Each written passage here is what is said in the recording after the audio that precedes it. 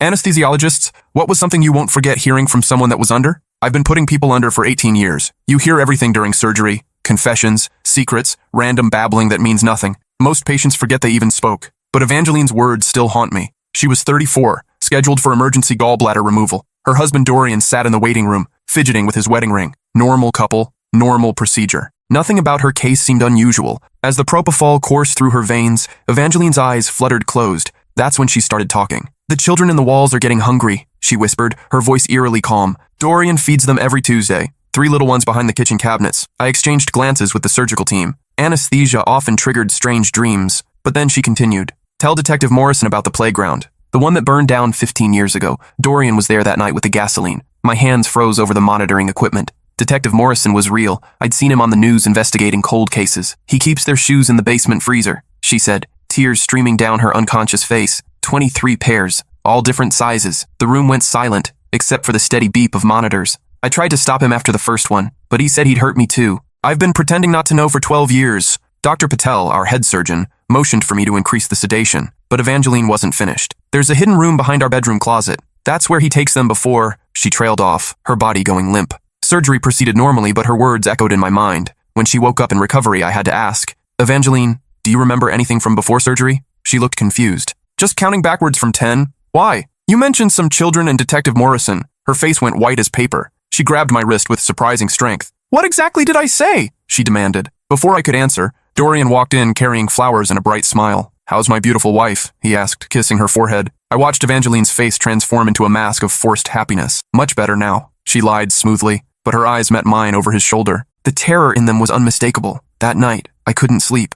I researched the playground fire from 15 years ago. 7 children died. The case was never solved. Then I looked up missing children reports from our area over the past 12 years. 23 cases, all unsolved. I called Detective Morrison's tip line and left an anonymous message about Dorian's address. 2 days later, the news exploded. Local man arrested in connection with historical child murders. Evidence found in hidden basement room. My phone rang that evening. Unknown number. "Doctor," Evangeline's voice whispered. "Thank you for saving me." "Are you safe?" I asked. "For now. But there's something else you need to know. Dorian wasn't working alone." My blood went cold. "His brother Caspian works at the children's hospital, the night shift, and there's a third partner. Someone you know." "Who?" I demanded. "Someone at your hospital. Someone who has access to patient files. Someone who's been watching you since Tuesday." The line went dead. I sat in my kitchen, realizing that exposing Dorian had only revealed the tip of something much darker. My hands shook as I checked every lock twice. A shadow moved past my window. The shadow paused outside my kitchen window for exactly 30 seconds before disappearing. I counted each heartbeat, my fingers wrapped around the phone, Detective Morrison's number already pulled up on the screen. But something stopped me from hitting call. What if the person watching me was Morrison himself? I killed all the lights and moved to my bedroom, pulling the curtains tight. Sleep was impossible. Every creak of the house settling, every car passing on the street sent adrenaline shooting through my system. At 3 a.m. I gave up and made coffee, sitting in my darkened kitchen with my laptop. I started with Caspian. The Children's Hospital website listed him as a night shift orderly in the pediatric ward. 5 years of employment. Clean record according to what I could find online. But that meant nothing now. Then I dove deeper into the playground fire. The news archives painted a horrific picture. 7 children trapped in the burning structure during an overnight campout. The fire department said it started near the equipment shed, but arson was never proven. The investigation went cold after 6 months, but buried in a follow-up article from 2 years later, I found something that made my stomach drop. The fire had started during a city council meeting about removing the playground due to safety concerns. Only 12 people knew about that meeting in advance. One of them was Dr. Kenneth Blackwood, the hospital's chief anesthesiologist, my mentor, the man who trained me, who'd recommended me for this position, the man who had access to every patient file, every surgery schedule, every piece of information about who came through our operating rooms. I slammed the laptop shut and immediately reopened it. I needed to be sure. Dr. Blackwood had worked at the hospital for 23 years. He'd been here when every single missing child case occurred. He would have known about Evangeline's surgery, known she was married to Dorian, known everything. My phone buzzed. Text from an unknown number. "Stop digging or join them." I screenshot the message and forwarded it to 3 different cloud accounts. If something happened to me, there would be evidence. Then I called in sick and drove to the police station. Detective Morrison was a tired-looking man in his 50s with gray stubble and coffee-stained shirts. His desk overflowed with case files, and he looked like he hadn't slept in days. "I'm the one who called in the tip about Dorian," I said without preamble. His eyes sharpened. "The anonymous caller? Dr. Rachel Chen. I'm an anesthesiologist at Memorial. Dorian's wife said something under anesthesia that led me to you." Morrison gestured to a chair. "Tell me everything." I laid out Evangeline's confession, my research, the threatening text. When I mentioned Dr. Blackwood, Morrison's expression darkened. "We've been wondering how they selected victims," he said slowly. Dorian worked construction, but he somehow knew which kids would be missed least. Foster children, runaways, kids from broken homes, medical records, I said. Emergency room visits would show family situations. Dr. Blackwood reviews every anesthesia case in the hospital. He'd know everything about our patients' lives. Morrison nodded grimly. We'll need evidence. Solid proof. I can get it, but I need protection. They're watching me. How soon can you access his files? Tonight. He works late on Thursdays, but he always leaves by 9 to catch the news. I have master access to the anesthesia database. Morrison assigned 2 plainclothes officers to watch my house while I went to work. Dr. Blackwood greeted me normally when I arrived for my evening shift, showing no sign he suspected anything. Feeling better? He asked. You looked pale yesterday. Much better, thanks. But I caught him watching me throughout the evening. When I checked the schedule, he'd moved himself to assist on my surgeries for the rest of the week. That had never happened before. At 8:45 p.m., Dr. Blackwood gathered his things. Don't stay too late, he said, pausing by my desk. This place can be dangerous after hours. The words sent ice through my veins. I waited until 9:15, then accessed his computer using my override credentials. What I found was worse than I'd imagined. Patient files with handwritten notes in the margins, red marks next to children from troubled homes, a separate database hidden in a subfolder labeled recreational activities. Inside were photos, 23 children, all the missing cases, all smiling in what looked like normal family photos, except they were taken in the same room, the same hidden room Evangeline had described. My hands shook as I copied everything to a secure drive. Then I saw the newest entry, a photo taken 3 days ago. A 10-year-old girl named Luna Rodriguez, scheduled for appendix surgery next Tuesday. Her file noted she was in foster care, recently placed, minimal family oversight. I called Morrison immediately. I found everything. Photos, files, they're planning to take another child next week. Get out of there now. We're sending backup. But as I hung up, the lights in the hallway went out. Footsteps echoed from the main corridor. Slow, deliberate. Coming toward the anesthesia department. I grabbed the drive and moved to the emergency exit. The stairwell was pitch black. I felt my way down. One hand on the rail, holding my breath. A door slammed above me. Then another set of footsteps, lighter, moving fast. She's in the stairwell, a voice called. Not Dr. Blackwood. Someone younger. I reached the ground floor and pushed through the exit door. The parking garage was dimly lit, my car 50 yards away. I ran. Engine noise echoed behind me. Headlights swept across the concrete as a van rounded the corner. I dove between parked cars as it screeched past, then sprinted for my Honda. My hands fumbled with the keys. The van had turned around and was heading back. I got the engine started just as it reached my row. In my rearview mirror, I saw 2 figures get out. Dr. Blackwood and a younger man in scrubs I didn't recognize. I floored it toward the exit, tires squealing. The van followed, but I had a head start. Morrison had given me an emergency contact number. I called while driving, speaker on, hands shaking. This is Officer Martinez. Detective Morrison is en route. Where are you? Leaving the hospital parking garage. They're following me in a white van. Head to the police station. Do not stop anywhere else. But as I turned onto Main Street, I realized they weren't following me anymore. The van had vanished. My phone rang. Morrison. Where's the van? Gone. They just disappeared. That's not good. They're going to clean up evidence. How fast can you get here? I made it to the station in 12 minutes. Morrison was waiting with a federal agent named Phillips, who looked like he hadn't smiled since the Clinton administration. We need that evidence drive, Phillips said. I handed it over, and within minutes they had a warrant for Dr. Blackwood's arrest. But when they reached his house, it was empty, cleaned out. No sign of him anywhere. He's running, Morrison said. But we've got enough to issue warrants. The photos you found match 5 of the missing children. What about Luna Rodriguez? She's scheduled for surgery Tuesday. We'll have protection on her, but they won't try anything now that we're onto them. I wanted to believe that, but something nagged at me. These people had operated for over a decade without detection. They wouldn't give up that easily. The next morning I stayed home, but guilt ate at me. Normal surgeries were still happening. Patients needed care, and Dr. Blackwood's sudden absence would raise questions. I decided to go in for the afternoon shift. Morrison assigned 2 officers to stay close. The hospital felt different. Conversations stopped when I walked by. Nurses whispered in corners. Word had leaked about Dr. Blackwood's disappearance, though the full story wasn't public yet. Dr. Patel found me in the break room. Rachel, what's going on? Kenneth missed his morning surgeries and no one can reach him. I don't know, I lied. Maybe family emergency? But Dr. Patel looked skeptical. His emergency contacts say they haven't heard from him, and security found his office computer wiped clean. That afternoon, I was assigned to assist Dr. Walsh on a routine gallbladder removal. The patient was a middle-aged man named Trevor who seemed nervous about the procedure. First surgery? I asked while starting his IV. Second, he said. Had my appendix out as a kid. Different hospital, though. Charity place across town. Something about his voice seemed familiar, but I couldn't place it. As the propofol took effect, Trevor's eyes fluttered closed. Then he started talking. The doctor's coming back tonight, he whispered. He has a new place, underground. Can't hear the children crying from down there. My blood turned to ice. Trevor, can you hear me? I asked. He knows you found the pictures. He's angry, really angry. Dr. Walsh looked at me questioningly. I increased the sedation, but Trevor continued. The girl with the dark hair, Luna. He moved up the schedule. Tonight at midnight. The old psychiatric hospital on Elm Street. Trevor, where did you hear this? I helped him build the room. New room. Deeper underground. He paid me good money to keep quiet. The surgery proceeded, but my mind raced. When Trevor woke up in recovery, I had to ask, "Do you remember anything from before surgery?" He looked confused. "Just going to sleep." "Why?" "You mentioned someone named Luna." Trevor's face went white. "I don't know anyone named Luna." But his eyes told a different story. Fear. The same fear I'd seen in Evangeline's eyes. I excused myself and called Morrison. They moved the location, the old psychiatric hospital on Elm Street, tonight at midnight. "How do you know this?" "Another patient under anesthesia. They're using some kind of network to communicate. We'll set up surveillance. But Rachel, you need to stay away from the hospital. If they're using patients to pass messages, they know you're listening." I agreed, but as I left work that evening, I noticed a car following me home, different from yesterday's van, a blue sedan with tinted windows. At home, I called the police. The car was gone by the time they arrived. "Probably nothing," the officer said, "but we'll increase patrols in your neighborhood." That night, I couldn't shake the feeling that something was wrong. At 11 p.m., my phone rang. Unknown number. "Dr. Chen?" A child's voice. Scared. "Who is this?" "Luna." "I'm supposed to be asleep, but I heard them talking. They're coming for me tonight." My heart stopped. "Where are you?" "Foster home on Maple Street. The mean lady is asleep." I hid in the closet with her phone. "Luna, listen to me carefully. Call 911 right now. Tell them you're in danger." I already tried. They said they'd send someone, but no one came. This couldn't be happening. Morrison had promised protection. "Stay hidden. I'm calling Detective Morrison." But when I called Morrison's number,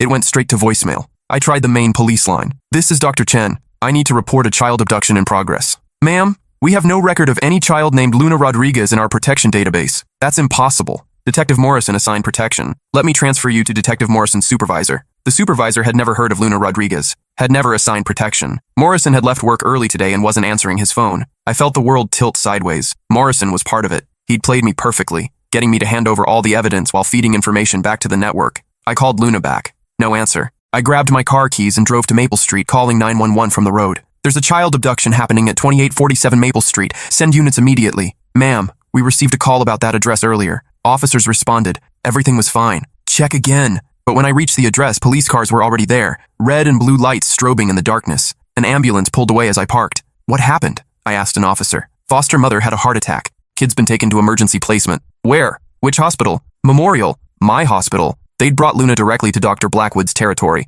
I raced back to Memorial, but the emergency placement ward was locked down. Visiting hours over. No information given to non-family members. "I'm an anesthesiologist here," I told the night supervisor. "I need to check on Luna Rodriguez. We have no patient by that name. She was just brought in from emergency placement." "Ma'am, I've been here all evening. No children have been admitted." They'd never brought her here officially, which meant they had her somewhere else in the building, somewhere off the books. I used my keycard to access the restricted areas, storage rooms, abandoned wards, maintenance levels. Memorial was a 100-year-old hospital with forgotten corners and unused spaces. In the basement, I found something that made my stomach drop. Fresh construction work. A new wall where there had been a hallway before, but it wasn't finished. There was a gap near the floor, just big enough to crawl through. I squeezed through into darkness. My phone's flashlight revealed a narrow tunnel leading deeper underground. The air was stale and cold. After 20 feet, the tunnel opened into a room. A horrible room. Children's drawings taped to concrete walls, mattresses on the floor, and in the corner, chains. But the room was empty. A sound echoed from deeper in the tunnel. Voices, adults talking in low tones. I followed the sound, moving as quietly as possible. The tunnel branched several times like a maze, but the voices grew louder. "The doctor said to wait until 3 a.m., a man was saying. "Less chance of interruption." "What about the anesthesiologist?" "She's becoming a problem. She'll be dealt with after tonight. Focus on the task at hand." I reached a junction where I could see into another room. Luna sat on a chair, hands zip-tied behind her back, but she was awake and alert. Two men stood with their backs to me. Neither was Dr. Blackwood. Where was he? "When's the doctor arriving?" one asked. "Soon. He's bringing the equipment." Equipment? They were going to perform some kind of procedure down here, in this underground horror chamber. I backed away quietly and called the FBI tip line. "This is Dr. Rachel Chen. I've found a child trafficking operation at Memorial Hospital. Underground tunnels. I need immediate assistance." "Ma'am, this is a very serious accusation. Are you certain of what you're reporting?" "There's a 10-year-old girl named Luna Rodriguez being held captive right now. Basement level. Northwest corner. Units are being dispatched. Stay on the line and remain at a safe distance." But as I waited, I heard Luna scream. I couldn't wait for backup. I crawled back through the tunnel, this time looking for anything I could use as a weapon. In a storage room, I found a heavy flashlight and a scalpel from my medical kit. When I returned to the junction, Luna was crying. One of the men was talking to her in a soothing voice that made my skin crawl. "The doctor just wants to help you sleep. You won't feel anything." I stepped into the room. "Step away from her." Both men spun around. One reached for something under his jacket. "I wouldn't," I said, holding up the scalpel. "I know exactly where to cut to make you bleed out in 30 seconds. "Dr. Chen," the first man said with mock surprise, "you shouldn't be here. Neither should you. Let her go." "That's not going to happen." The second man lunged forward. I slashed with the scalpel, catching him across the forearm. He screamed and stumbled back, blood pouring from the wound. "Luna, run!" She bolted past me toward the tunnel. The first man tried to intercept her, but I hit him with a heavy flashlight. He went down hard. "This way!" I shouted, following Luna through the maze of tunnels. Behind us, footsteps echoed. More than 2 sets. Others were coming. We reached the main tunnel, but voices were coming from that direction too. We were trapped. "In here," I whispered, pulling Luna into a side passage I'd noticed earlier. This tunnel was narrower, barely wide enough for an adult. We crawled through darkness, Luna sobbing quietly. After what felt like hours but was probably 10 minutes, we emerged into a storage room I recognized. We were back in the main hospital. I checked my phone. 17 missed calls from federal agents. "Luna, we're safe now," I said. "The FBI is here." But as we opened the storage room door, Dr. Blackwood stood waiting in the hallway. "Hello, Rachel. I was wondering when you'd find your way down there." He was holding a syringe. "It's over," I said. "The FBI knows everything. They know what I allowed them to know. Detective Morrison has been very helpful in managing information flow." Luna pressed against my back, trembling. "Let her go," I said. "Take me instead." Dr. Blackwood smiled coldly. "Oh, I'm taking both of you. You've caused considerable damage to our operation. That requires consequences. The FBI is in the building right now. The FBI is searching the basement. They won't find anything. We've had contingency plans for years." He moved closer with the syringe. I pushed Luna behind me. "Run," I whispered, but she couldn't get past Dr. Blackwood in the narrow hallway. "This is succinylcholine," he said, holding up the syringe. "You'll be paralyzed but conscious. You'll feel everything we do to you." "You sick bastard. 23 children, Rachel. And you had to interfere." He lunged forward with the needle. I grabbed his wrist, trying to force it away from my arm. We struggled, the syringe between us. Luna suddenly screamed at the top of her lungs. "Help! He's trying to hurt us!" Her voice echoed through the hospital corridors. Dr. Blackwood looked distracted for just a moment. I twisted his wrist sharply. The syringe flew across the hallway and shattered against the wall. "Federal agents! Nobody move!" 3 men in tactical gear rounded the corner, weapons drawn. Dr. Blackwood raised his hands slowly. "Officers, thank goodness you're here. This woman attacked me." "She's been acting erratically all week." "Dr. Chen," the lead agent asked. "That's me. He was trying to inject me with succinylcholine." The agent noticed the broken syringe and Dr. Blackwood's position over me. "Dr. Blackwood, you're under arrest. This is a misunderstanding. I was trying to sedate a disturbed employee who was endangering a patient. With a paralytic drug in a hospital hallway?" The agent looked skeptical. As they cuffed Dr. Blackwood, he made eye contact with me. "This isn't over," he said quietly. "You have no idea how deep this goes." Luna and I were escorted to safety while federal agents secured the hospital. The underground tunnels were documented as evidence. The photos and files I'd found led to arrests across 3 states. But Dr. Blackwood was right about one thing. It went deeper than anyone imagined. Detective Morrison was arrested at his home the next morning. The investigation revealed a network of corrupt officials, medical professionals, and others who had been trafficking children for over 15 years. Caspian, Dorian's brother, was captured trying to cross the Canadian border. Under questioning, he revealed locations where other children were being held. Over the next 6 months, 43 children were recovered alive. The network had been selling them to wealthy buyers who used them for unspeakable purposes before discarding them. Evangeline testified at the trials. She'd known about Dorian's activities for years, but had been too terrified to report them. Her confession under anesthesia had saved dozens of lives. "I knew something like this would happen eventually," she told me when we met for coffee a year later. "Part of me wanted to be caught. I couldn't live with the guilt anymore." Luna was placed with a loving family who helped her recover from the trauma. She visits me sometimes at the hospital. She wants to be a doctor when she grows up. "So I can help people like you helped me," she says. "I still work as an anesthesiologist, but I listen differently now. Every word a patient speaks under sedation gets documented.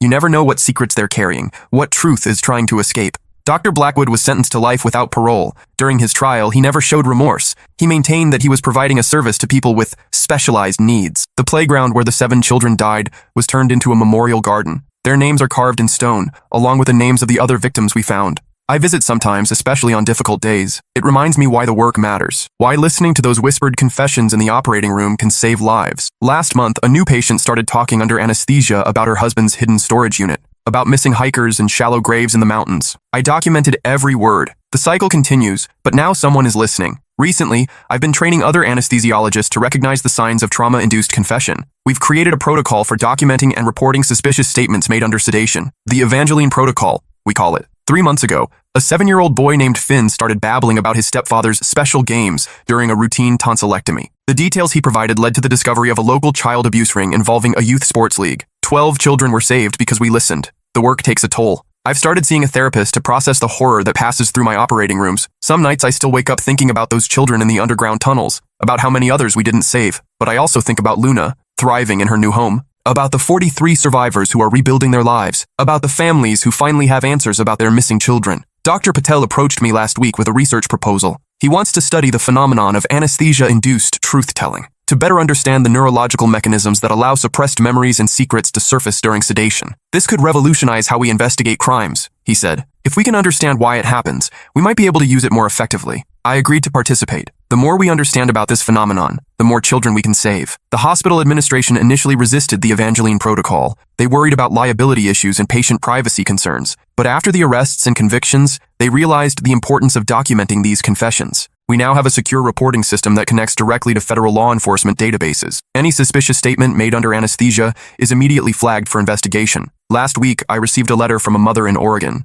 Her daughter had been missing for 3 years before our network led to her recovery. She wanted to thank me for listening to Evangeline's words that night. "You gave me my daughter back," she wrote. "You gave our family hope again." These letters keep me going on the hardest days. I still think about Dr. Blackwood sometimes, about how he used his position of trust to facilitate unspeakable crimes, how he hid behind the respect society gives to medical professionals. It makes me more vigilant about my colleagues, more aware of the signs of predatory behavior. The network we uncovered included doctors, nurses, social workers, police officers, people in positions meant to protect children. Evil doesn't always look like a monster. Sometimes it wears scrubs and carries a stethoscope, but good people can make a difference. Every day, healthcare workers across the country are listening more carefully to their patients, asking better questions, recognizing signs of abuse and trafficking. The underground tunnels at Memorial have been sealed and converted into additional storage space. But sometimes, when I'm working late, I think about what happened down there, about the children who suffered in darkness while the hospital operated normally overhead. It reminds me to stay vigilant, to keep listening. Yesterday, a teenage girl named Paisley whispered about her foster family's photography business while under anesthesia. The details she provided are currently being investigated by federal agents. Paisley doesn't remember talking. When she woke up, she asked if the surgery went well. I assured her it did, then made my report. In a few days, she might be free from whatever hell she's been living in, all because she told the truth while unconscious. The Evangeline protocol has now been adopted by hospitals in 12 states. Medical professionals are being trained to recognize and respond to trauma-induced confessions. We estimate that over 200 children have been saved so far. It's not enough. It will never be enough. But it's a start. Every time I put someone under anesthesia, I listen carefully. You never know who needs saving. You never know whose whispered words might expose the monster hiding in plain sight. The work continues. The listening continues. And somewhere out there, another child might go home because someone paid attention to words spoken in unconsciousness. That's worth carrying the weight of these secrets. That's worth the sleepless nights and the therapy sessions. That's worth everything. Because Evangeline was right. The children in the walls were hungry. But now someone is finally feeding them justice instead of fear. Luna sends me a Christmas card every year. This year's had a drawing of a doctor with a stethoscope and the words, "Thank you for listening." I keep it on my desk at the hospital. A reminder of why the work matters. A reminder to keep listening to the voices that can only speak in darkness. The truth has a way of surfacing, even when consciousness can't let it free. All we have to do is listen.